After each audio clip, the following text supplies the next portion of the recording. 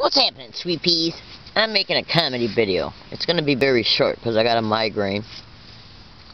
What's new in the hood? Yeah.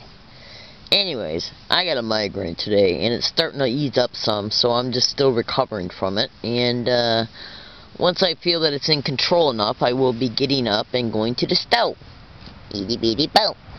Hang on. Let's see if I can get this camera propped up so I don't have to hold it. Can you see me okay? Munchkin heads. Do I look sideways to you right now? Anyways, I'm in San Diego, California. My name is Leslie Williams. And I'm sitting here relaxing, enjoying July 4th as much as I possibly can since I have a headache.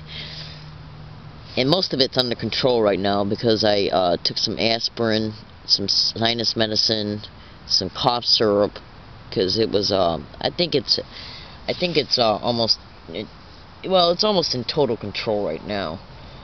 So in the next hour or two, I'll be getting up to go to the store so I can get something to eat. And tomorrow I'm going to probably take it easy as well in order to make sure that the migraine is totally gone, and to do some administrative work that I actually planned on doing today, but I wasn't able to because I had a migraine. My migraines can be very, very bad at times. And anyways, how's your day going? Everybody alright? You know, one thing that I noticed about these organized stalking, I'm a target of what is known as organized stalking, which can be also called gang stalking. And one thing I noticed about these crimes is that, I don't know where you're at or who you are. I realize I'm just one person in America. I live in a sea of people, There's, how many Americans are there? There's like, I think, 350 million. I'm just one person. Hang on.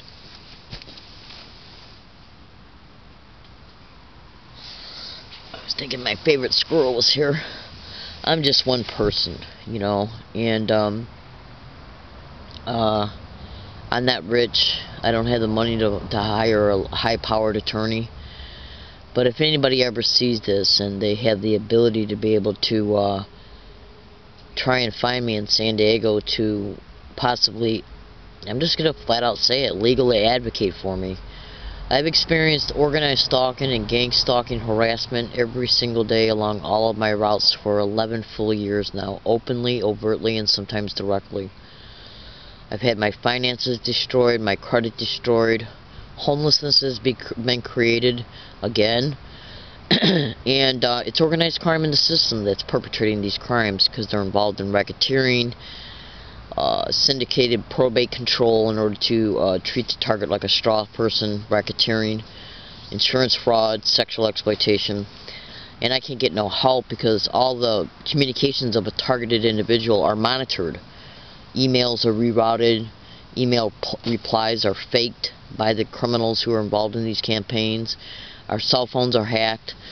And this is all done in order to keep us isolated in the campaign until the specific continued protocols can be implemented in order to bring about the desired effect, which is syndicated probate control and human sexual servitude rings, usually in a syndicated run group home, a syndicated run environment they control. And I'm just one person in a sea of people in America. But it would be real hard for a private investigator group to try and track me down to try and witness if this crime was happening to me. Case in point, let me give you an illustration of how the in-depth measures that these syndicated crews engage in. If you were to watch one of my YouTube videos more than once, or if you were to, there's a great chance that they can figure out who's watching my videos. They then run your identification to see what kind of employment description you have. So say if you're a private investigator, okay, that ever gets, or a lawyer that ever sees this video, you'll be watched to see if you ever attempt to do anything to help a targeted individual like me. And if you don't think that this is not happening, I'm here today to tell you right now to your face, it is happening, and it does happen this way. Because I'm an extremely educated woman, Let me give you a sidebar information concerning, I realize I'm just laying down right now and I might not appear my best, so you might have already, you might already be mentally disregarding my statements. I went to school for electrical engineering for years. I got a degree in architectural drafting. Okay, I went to also school for computer programming, computer networking. I studied the brain extensively for years. I'm actually gifted in some ways when it comes to astrophysics, solid state physics. You would not believe what I know. Let me tell you, if I wasn't a smart individual, I'd already be dead or trapped into a human trafficking ring.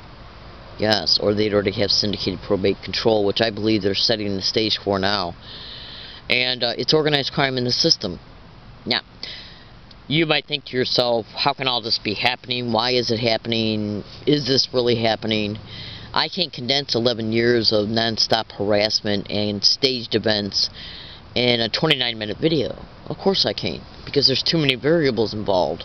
29 minutes, you cannot explain 11 years of non-stop harassment, abuse, theft, racketeering, insurance fraud, and everything else that's happened to me in a 29-minute video because of the time differential. Okay? 11 years to 29 minutes? I think that. But I am here today to tell you these factual realities, that I know exactly what I'm talking about in reference to the description of these crimes. I have undisputable, huge amounts of literal, black and white evidence that is literally undisputable in every realm of the word.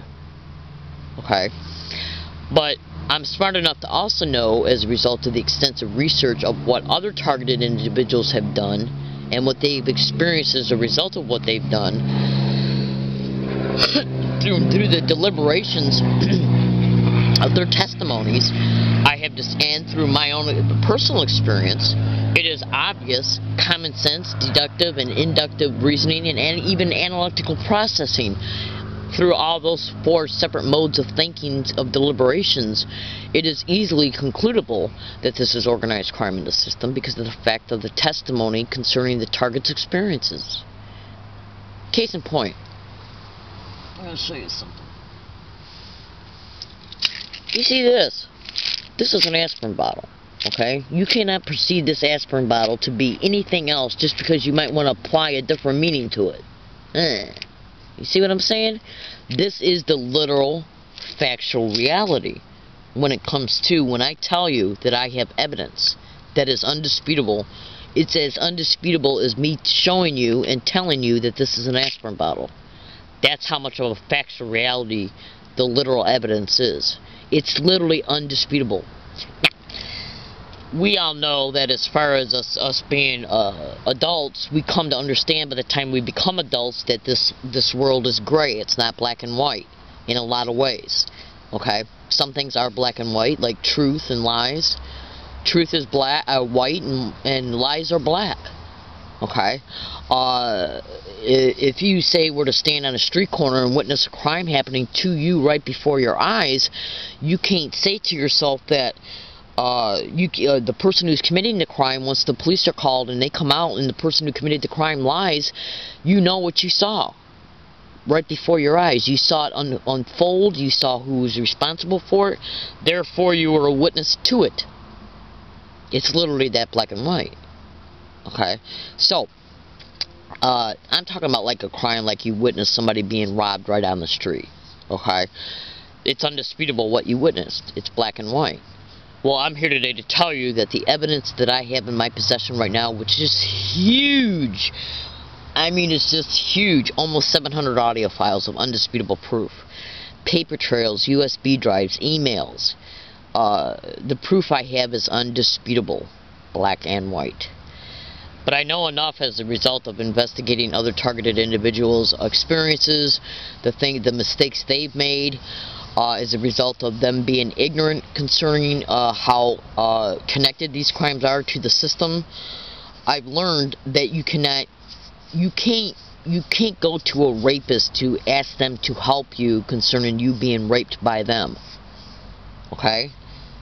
which means that you cannot trust the system because the system is the actual perpetrator. Organized crime in the system that perpetrates these crimes and then uses the system to protect them. So you can't run to the system for help. But one of the avenues where they do have a problem is that they are working also in the same employment descriptions that are dedicated to supposedly advocating for victims of crime. And if you run to them for help and they don't help you, that's gross negligence of duty, it's conspiracy under the color of authority, and it's aiding and abetting and obstruction of justice.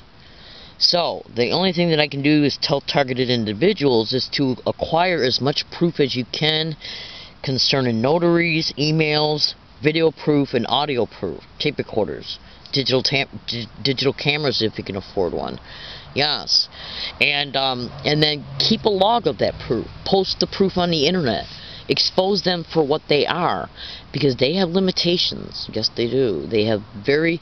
I'm going to tell you something. These people are not insulated as much as they think they are, or as much as they portray. They are not that insulated. Because one thing here, and in closing, I want to help you understand something. There's a manifesto online right now concerning a manager of gang stalking.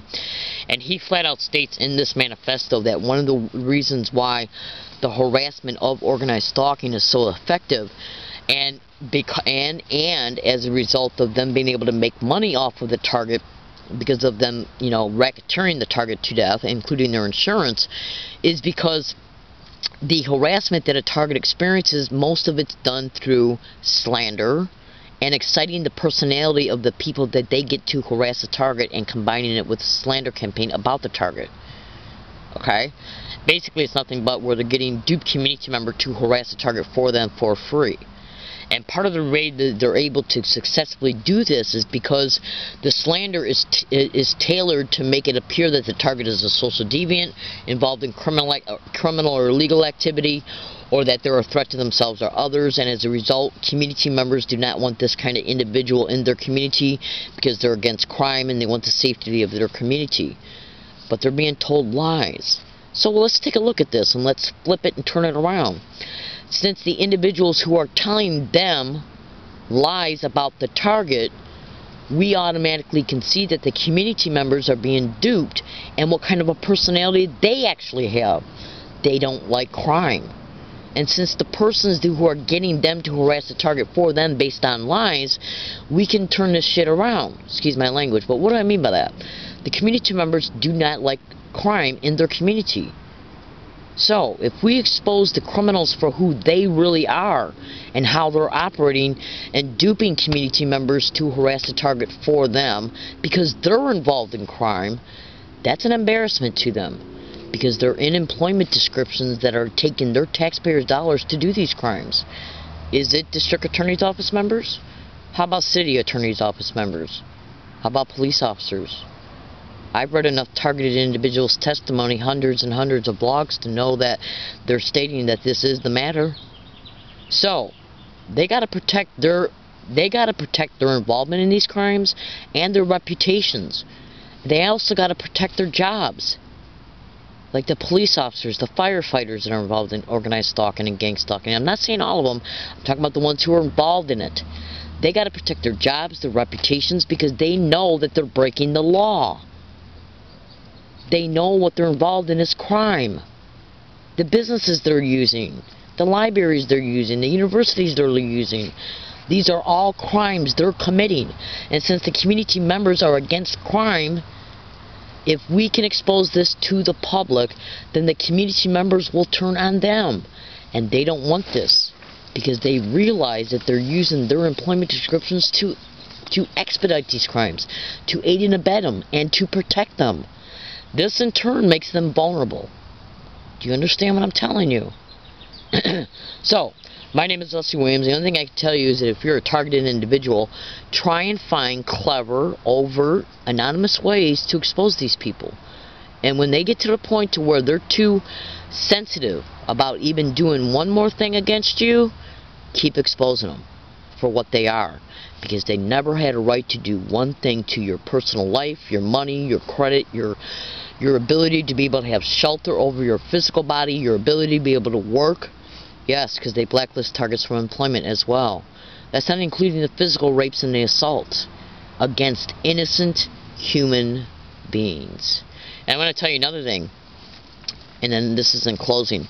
I strongly suspect they're not just getting people on probation and parole to engage in organized harassment of a target in order to bargain and barter and collude with them in reference to, like, if somebody gets in trouble with the law, that person is told, if you go and harass this person for us, we'll be easier on you when it comes to your fines or your sentences. Yes, because the harassment's got to be done for free, or else they wouldn't be able to make no money off a target when a target breaks down. Right. So, this is what you got to do. You got to remember that most of the people that they're getting to harass you are just duped community members. Okay? Most of them are, they try to make you think that it's a gang that's after you by using tattooed people, bikish looking people, blacks, Mexicans, or punkish white people. Yeah, and I don't mean that to make it sound like all Mexicans or blacks are involved in crimes, because I already know they aren't. I already know for a fact, but they want to put that in your mind. Yeah, they want to put that in your mind, because it's about psychological profiling. Okay, just like that they would use, if they target a black girl like Erica Dean Gilmore, they used whites and Mexicans against her. If it's a white woman, they'll use black and Mexicans against her, because they're trying to shock the target culturally, psychologically, to make them feel fearful. So the only thing I can do, fellow American citizens and fellow targeted individuals, is I apologize I was making this video laying down, but I got a migraine that I'm just recovering from. But I still found it to be a good opportunity, since I had the time to sit laying here, to make this video to inform you about the factual realities that your taxpayers' dollars are paying these criminal salaries. Okay? And I'm not asking you to get involved in any way, shape, or form, but what I just wanted to bring this to your attention. They're literally taking innocent human beings, just like you, out of their homes through clever means in order to try and set them up for the worst exploitations that you can think of. And I hope one day, I sincerely hope one day that I'm able to meet Erica Dean Gilmore so I can find out if she's okay. I've had her, I think about her at least 3-4 times a week. Connie Marshall, too. Alright, she's another target individual. Alright, I gotta go. I'm in San Diego, California. And, again, I apologize for my appearance and the way I'm making this video, but I got a migraine. I'm just now recovering from it. And anyways, I'm in San Diego, California. My name is Leslie Williams, and I'm gonna go ahead and wrap up this video. I just wanted people to know the factual realities of what happens to us organized stalk. And guess what the system does? In order to be able to achieve their motivations after everything they do to a target, they try to claim that the target's a threat to themselves or others. They try to, they'll infiltrate a target's life using people that have already infiltrated their lives covertly, and the target doesn't know anything yet about gang stalking, or that these people are involved in gang stalking. And then what they'll do is, right before or after they create the homelessness and the non-stop harassment, which can include assaults and rapes and everything for a target to go through, they'll put an idea in the target's head that they can go to the hospital and get help, and all they have to do is say they're suicidal to get this help. Well, the target's kept in a disassociated state as a result of the non-stop harassment they're experiencing along all their routes every day, threatening people to do it right after they've been traumatized, right after the homelessness has been created by them by getting landlords and property owners on board. And then they'll dupe the target into believing that all they have to do is go into the hospital and they'll be able to get all these services that a counselor at the hospital can offer them. But the only way they can get it is to go to the hospital and say that they're suicidal. So as a result of the target being kept in financial destitution, homeless, and being harassed and even assaulted along all their routes, they get to the point where, okay, I'll give it a try. And they'll call 911, they'll say, I'm suicidal, can you help me out at all? They go into the hospital, and then when they're checked in and put in a psychiatric floor, all of their identification and any money they might have on them is checked in through security. And then they're actually put on the psychiatric floor. And then they're told lies about the services they can get, or they're told that the people that have the employment descriptions that can offer these services are on vacation. So the target ends up just staying there for 7 to 21 days, and when they're released, guess what's stolen? Their identification, their food stamp cards, and their money by security. Now go to Google and type in gang stalking tech, everything you need to know. It's a manifesto of a manager of gang stalking crews. He flat out states they're directly connected to doctors and psychiatrists. And they're allowed to go into the hospital. Why? For Medicare fraud. Treating a target like a straw person and torturing them for money. I gotta go. I'm in San Diego, California. This is just a tidbit file to help you understand some of the factual realities of organized stalking. Thank you.